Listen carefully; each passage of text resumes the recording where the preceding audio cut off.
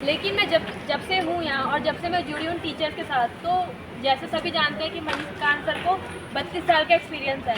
तो जो टीचर्स आए हैं वो भी नए हैं इस ट्यूशन्स के, लेकिन ऐसा लगता है कि मणिकांत सर ने अपनी ही परछाइयाँ उन टीचर्स में दी हैं। जो सारे टीचर्स हैं वो बिल्कुल मणिकांत सर की तरह ही पढ़ाते हैं, समझाते हैं और अपना मानते हैं। तो ट्रस्ट तो बनाना पड़ता है, एक बार अगर बन गया तो फिर वो बन ही जाता है, जो कि मुझे है। मैं मुखर्जी नगर में जब आई तो सबसे पहले ही मैंने द स्टडी IAS ही चुना, क्योंकि और जो ट्यूशन्स हैं, कोचिंग्स हैं, उनका जो मैंने देखा बच्चों का एक्सपीरियंस, तो वो तो मेरे को बिल्कुल ही लग गया कि हाँ नहीं है। तो मैंने देखा द स्टडी IAS, मैंने वहाँ ट्राई करा, देखा, सब कुछ करा, तो अब मैं यहीं पढ़ रही हूँ। और जैसे मैं टीचर से मिल रही हूँ तो उस हिसाब से तो मेरे को ट्रस्ट भी है और अपने रिजल्ट का 100% श्योर भी है। श्योर भी हैं। आपने एक बड़ी अच्छी लाइन बोली कि सर की ही परछाइयाँ हमें बाकी टीचरों में दिखती हैं।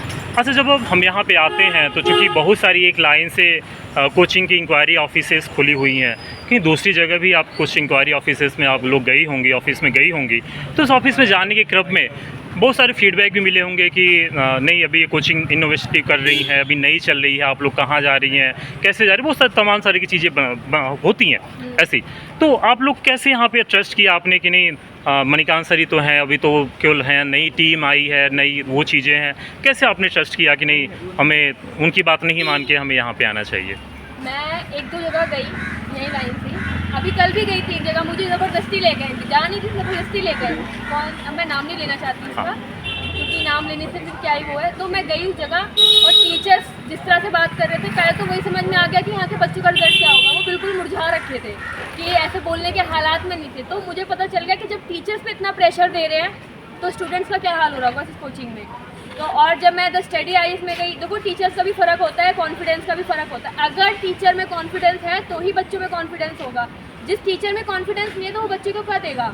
बच्चा कितना भी अच्छा हो, कैसा भी हो, सबसे इम्पॉर्टेंट है कॉन्फिडेंस। अगर हमें खुद पे कॉन्फिडेंस है तभी तो हम वो चीज़ कर सकेंगे।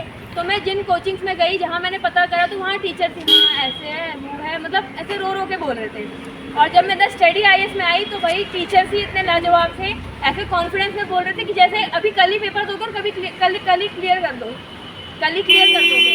तो ऐसा हाल था। बाकी जो कोचिंग्स हैं तो उनमें ऐसे हो रहा था कि हाँ ठीक है, ऐसा हौसला ही नहीं दे देते वो। जब टीचर भी हौसला नहीं देंगे तो बच्चे कहाँ से करेंगे। तो दूसरे इंक्वायरी ऑफिस में, चूँकि आपने बहुत अच्छा बोला कि जब उनके अंदर ही कॉन्फिडेंस नहीं है तो हमारे अंदर कहाँ से कॉन्फिडेंस देंगे।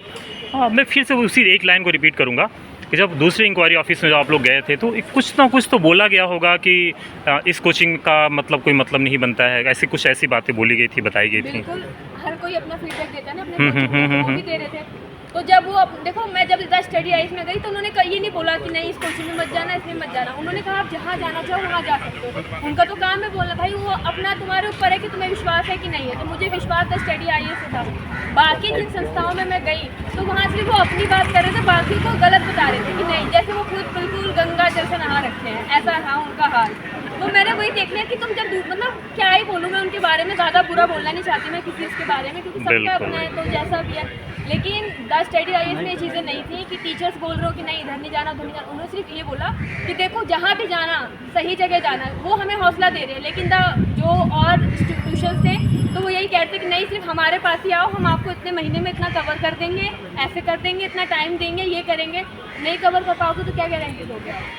ठीक है, इतनी एनर्जी और इतने उत्साह के साथ में ये सारी चीज़ें आपने बोली। ये बताइए, जो एनर्जी और उत्साह है ये क्लास में आपकी बनी हुई है, और क्लास में जो टीचर आपको पढ़ा रहे हैं, GS की मैं बात करूँगा, अभी ऑप्शनल या सब्जेक्ट के लिए मैं बात नहीं करूँगा, वो GS जो अभी आप यहाँ पे पढ़ रही हैं, क्या कथनी और करनी में कोई अंतर दिखा कि जो आपको जो बताया गया था इंक्वायरी के समय, वो चीज़ आपको यहाँ पे डिलीवर हो रही है कि नहीं, करनी में मिल रहा है कि नहीं? जितना बताया था उससे ज़्यादा ही दे रहे हैं, जितना बताया था उससे ज़्यादा ही है, कम नहीं है। तो मैं तो इस चीज़ के लिए बिल्कुल 100 वो दूंगी, नंबर दूंगी कि जितना बताया उससे ज़्यादा दिया और देंगे आगे इस चीज़ का। और मेरे को इतना कॉन्फिडेंस नहीं था, मैं सच बताऊं, कि ऐसे बोलना या फिर ऐसे करना या क्लासेस में या कहीं भी इतना कॉन्फिडेंस नहीं था मेरे अंदर। लेकिन ये आया है तो द स्टडी IAS से ही आया है, क्योंकि हमारे टीचर्स ही ऐसे हैं, हमारे टीचर्स ही ऐसे हैं कि वो खुद ही इतने कॉन्फिडेंस रहते हैं, तो वो बच्चे को तो निकालेंगे ही ना, तो हम भी उन्हीं की परछाई हैं। किसी भी संस्थान के लिए ये सबसे बड़ा फीडबैक होगा कि उन्होंने जितना बोला था उससे